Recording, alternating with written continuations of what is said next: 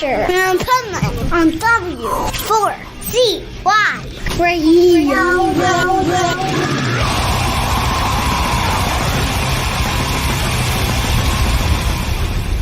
Wake up, America!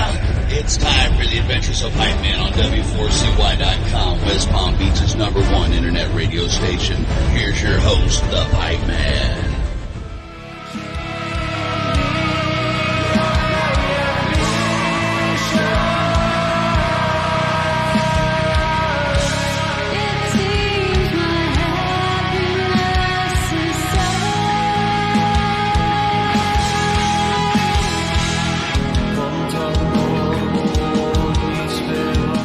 This is the Pipeman here on the Adventures of Pipeman W4CY Radio, and I'm here with our next guest. I'm very excited about, and kind of pissed about too, because they're going to be playing at Bloodstock, which is one of my favorite festivals to cover on the Pipeman Radio tour. I won't be there in person because, you know, my daughter had to ruin everything by getting married, and now I can't go to the festival. But we still get to talk to this band who has some badass music, and it's a cool story how they're ending up at Bloodstock. So let's welcome to the show, Root Zero. How are you? Thanks. Yeah, we're doing fine, thank you. So one of the things I really do love about Bloodstock is that they really promote local UK music and the surrounding area. And they do that with doing these like Battle of the Band type of things going on. And that's how you got there. So tell us a little bit about that journey. Yeah, so I mean, trying to think where to start really. So I guess so we actually did this competition in the past. We did it for the first time back in 2022, which was our first year of actually playing as a band. It's our third ever gig as well. Yeah, it was the third gig we'd ever played. So we were shit basically, is the long and short of it. But we wasn't very good.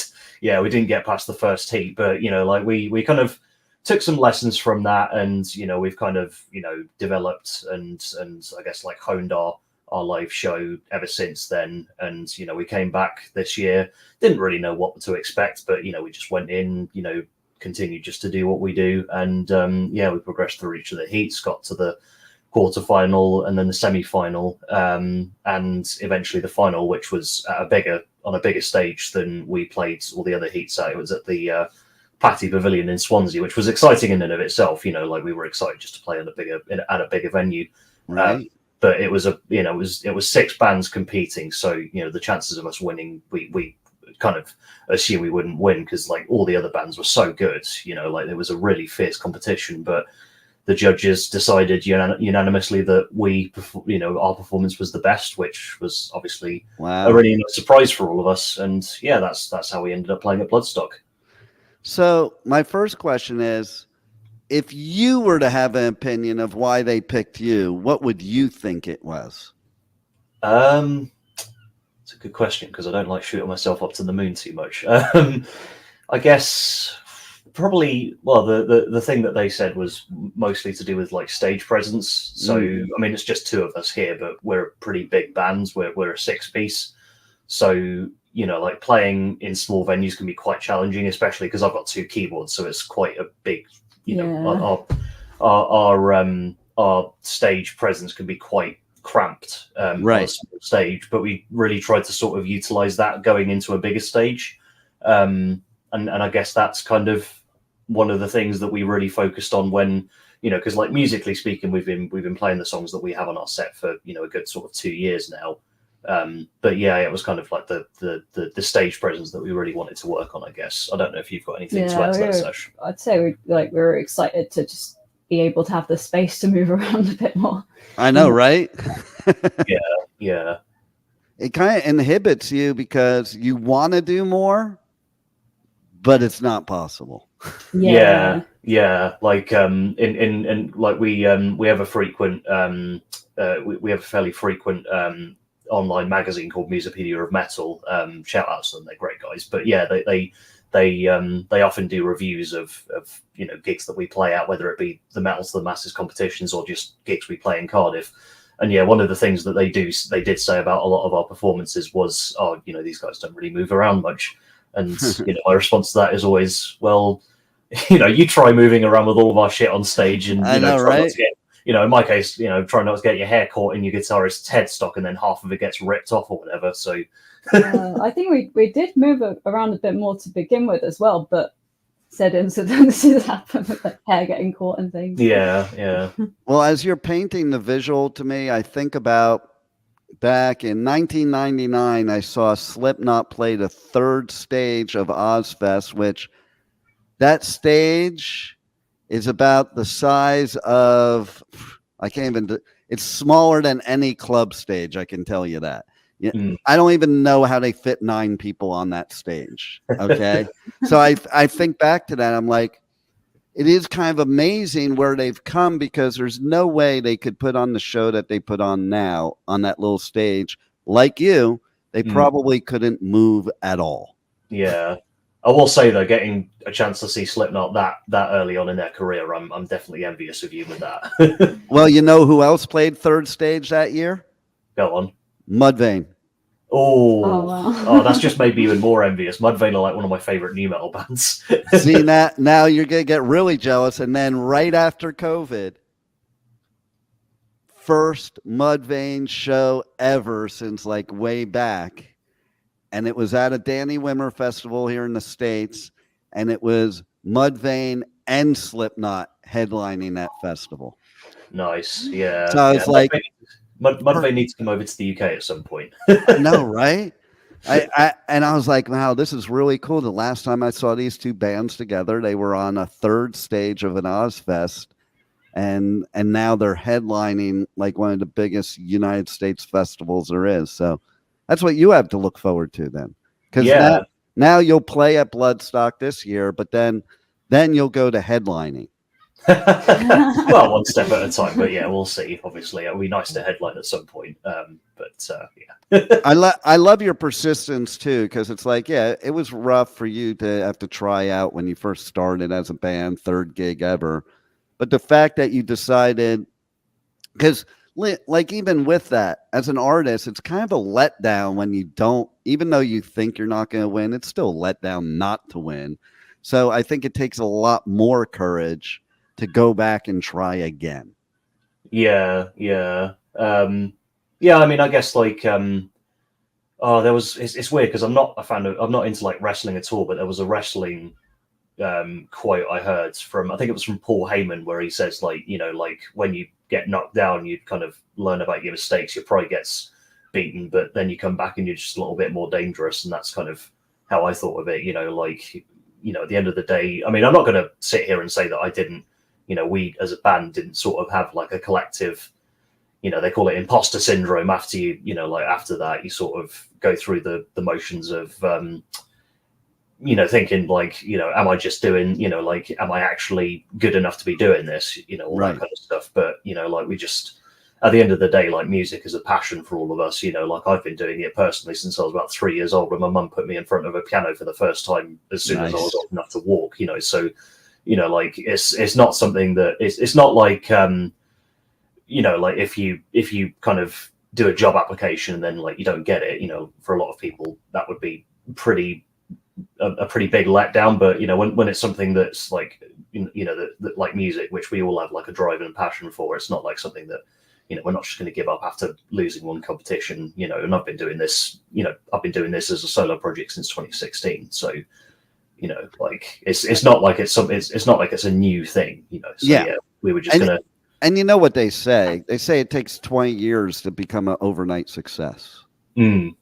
Like, and people think of bands like Metallica as an example. I was at their first gig ever. Okay. Oh, really? Wow. And to me, to imagine like this year they headlined Hellfest.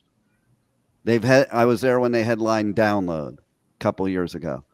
To me, back then, the idea of them ever headlining festivals like that just didn't even enter my mind. Like, it's funny. Right before the interview, I was talking with somebody. I was thumbing through my album collection, and it brings back memories because there were a bunch of albums of bands that I loved back in the 80s that never made it out of the 80s. Like nobody would even know who they are in the 90s, much less today. So it is kind of amazing. You never really know where things are going to go. But like with them, everybody thinks they were an overnight success. But for 10 years, they starved, shared a floor, and ate bologna sandwiches with no bread. But nobody really knows that part of the journey of being a musician. You know, Yeah. For sure. they just think you wake up and pick up this guitar or whatever, and you're a rock star. Like, and it's like that's so far from what it is. It's funny, you've got a fairly similar story with Ghost, haven't you?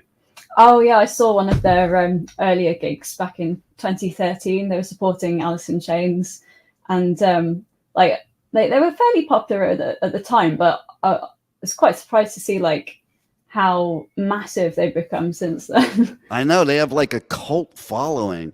Yeah. Where was it? I don't think it was Bloodstock. I think it was Download, where they had these like photo booths, and you put like it was just like last year, I think.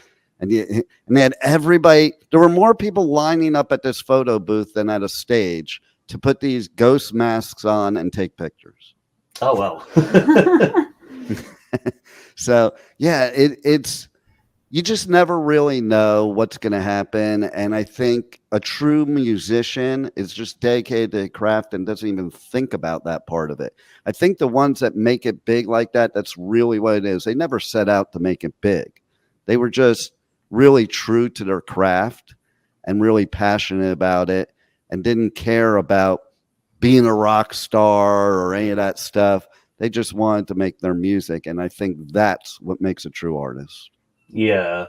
I think that's the approach that we take. You know, like at the end of the day, you know, the most important thing to us is being able to play on stages and also maintain some level of professionalism with, you know, with the crew, and also giving the audience, whether it's one person or 100 people or 1,000 people who are seeing us, you know, a good show. You know, like at the end of the day, like I said, this is always a passion project for us. It's not, you know, like we don't really, you know, we don't sort of, you know, we don't wake up every day and sort of think like, oh, we're not playing headline stadiums. This is a waste of time, you know. And some bands never even make that, you know. There's bands that I listen to that have been going for, you know, 20, 30, 40 years.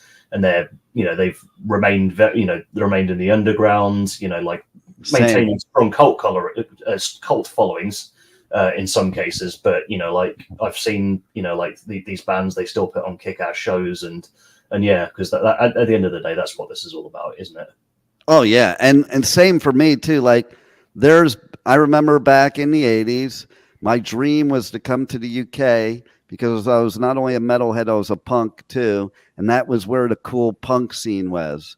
And now, bands that I loved back then, I've seen them at festivals nowadays, but they're, like you said, they're still basically a small punk band, like bands like The Exploited and GBH and Discharge, you know, like they're iconic, but they were never big. And and there is a big difference there because they are iconic. But you know, they were never headlining a stadium, but they still keep going. Waddy keeps having heart attacks and still keeps going. Yeah. I think it can be so cathartic, like performing live, but also like the songwriting aspect. Like, I guess some bands just don't run out of things to say and don't run out of new ideas to come up with. Well, that's what's wild too, because I always think about, you know, how do you, after 30, 40 years, still come up with things to say, especially when you start off as a teenager with a lot of angst.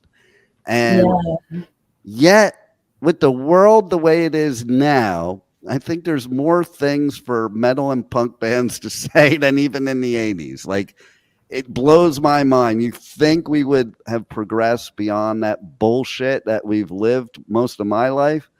And here we are still talking about, you could substitute names in songs and it still would be a relevant song.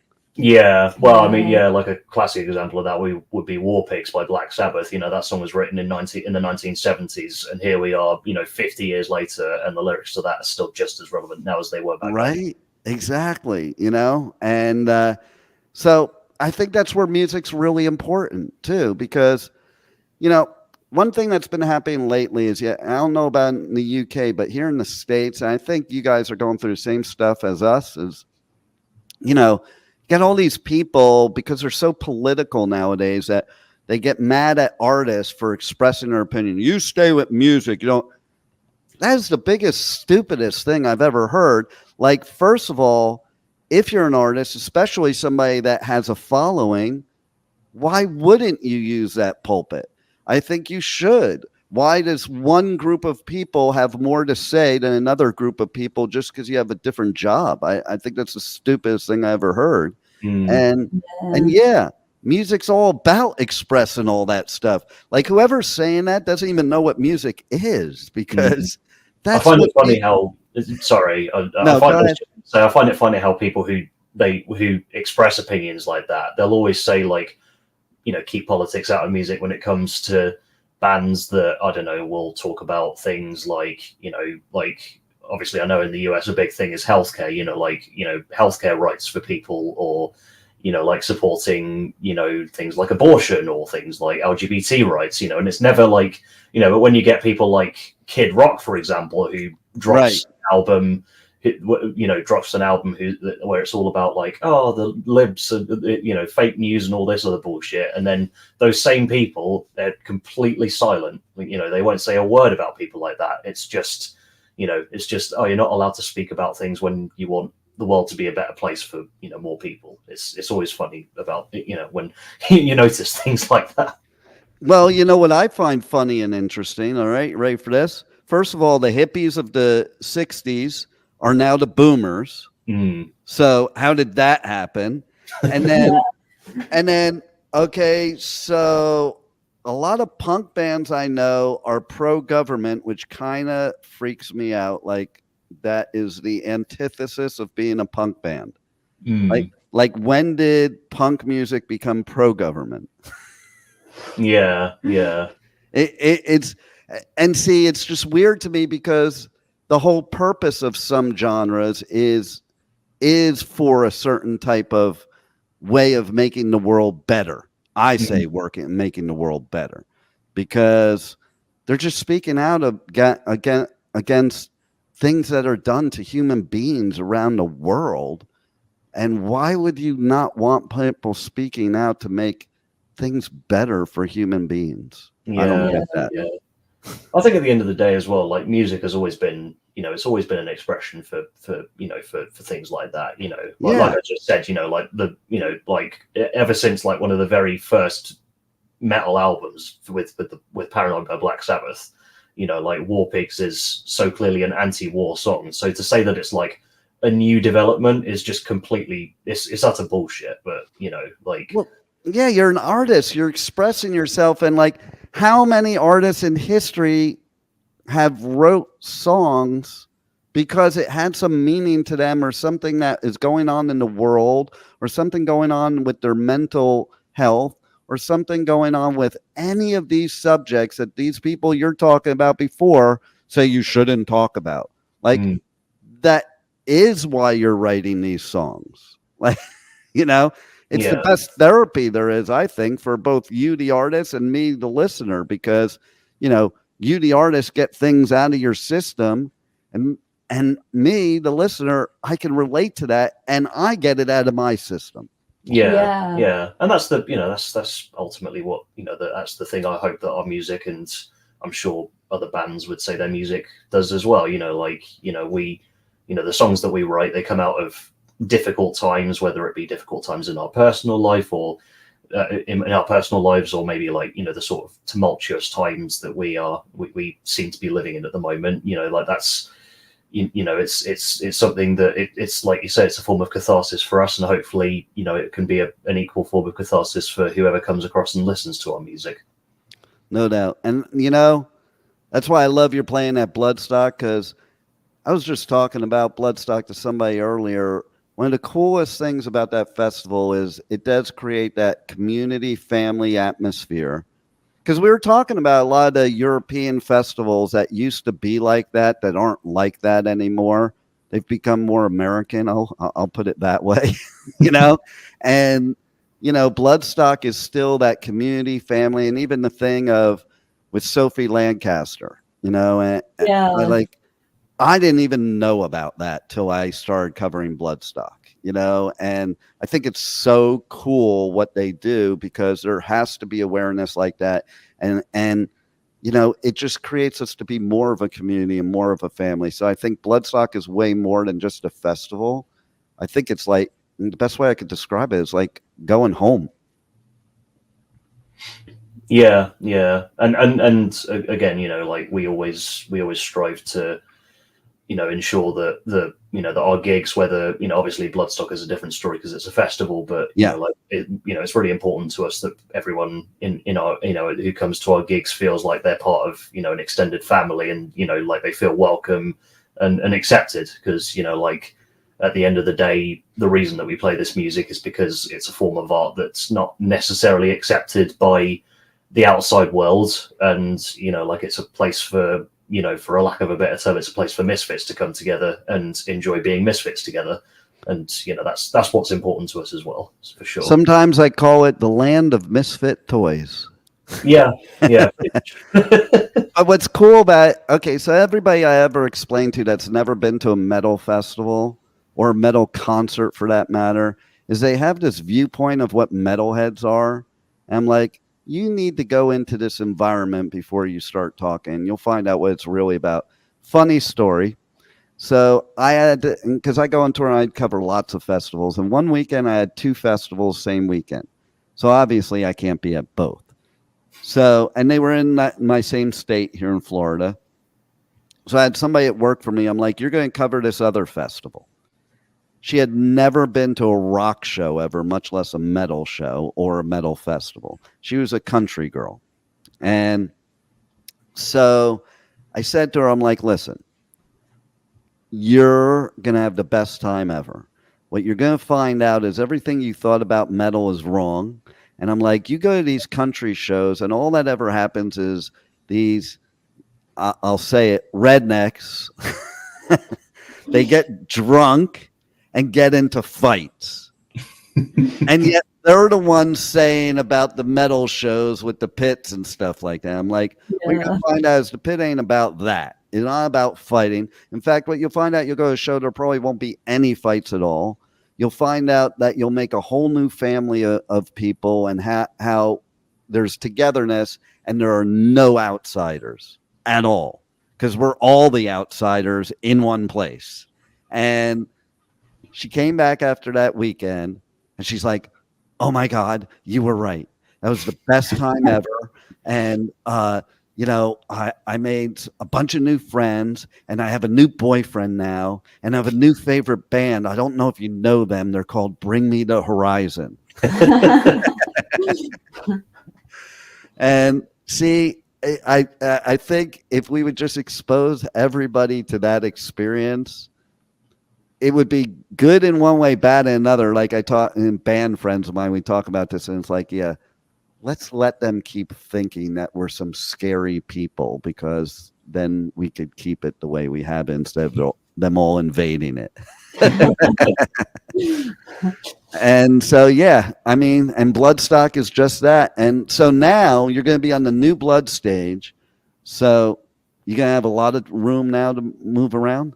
Yeah, apparently even more room than we had at our last, you know, the final, which was a bigger stage already. So yeah, like, you know, I'm not really sure how big we're talking, but, you know, like all, you know, more space is always good for us, because, like I said, we're a 6-piece band with a lot of equipment on stage. So you guys brainstorming about like doing like a show like you've never done before, since you'll be having that room and be at Bloodstock, and, you know, give us the show of your life, right?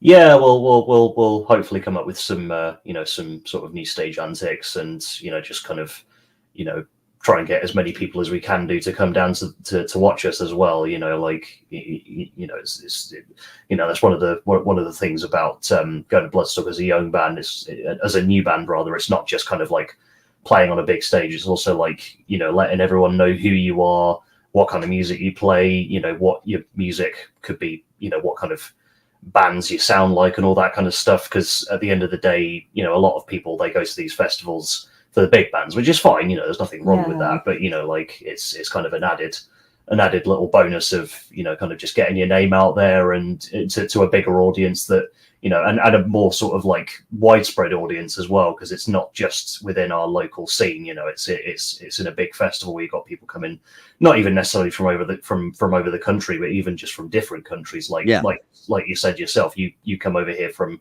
America, so it's like, just kind of getting our music out there to a wider audience is also really important as well.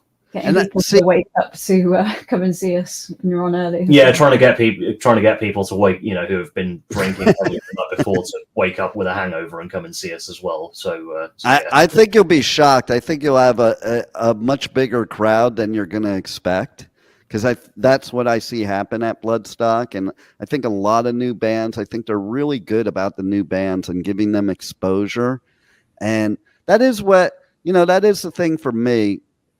Festivals are where I find my new favorite bands that I like, especially when I go over to UK and Europe, because there's some bands I may not even know from being in America. And I go over there, and it happens every year. Like, there's a whole bunch of bands I'm like, I didn't even know they existed, and they've been around for a while, and wow, they're good, type of thing. So I think everybody listening now should definitely check out your music, because your music is badass. And if they can get to Bloodstock, they need to get to Bloodstock just to see your set.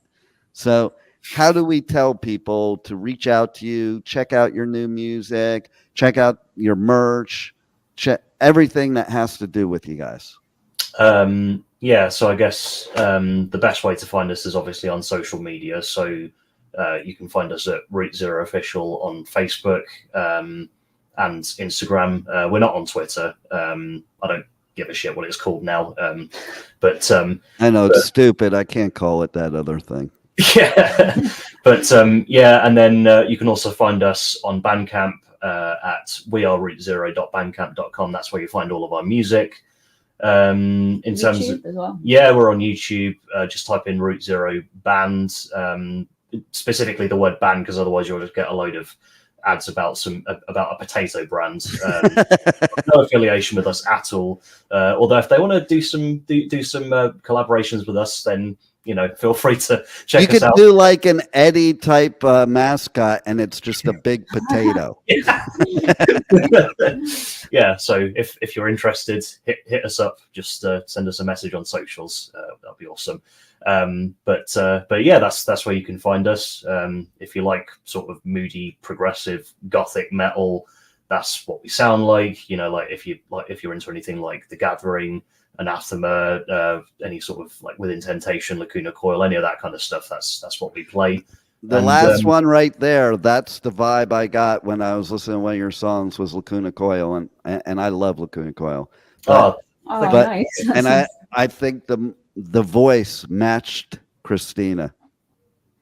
Oh, thanks.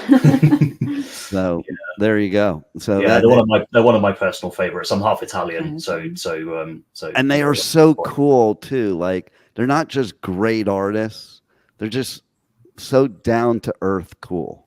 Yeah, like I've watched a couple of their interviews in the past, and they seem like super chill.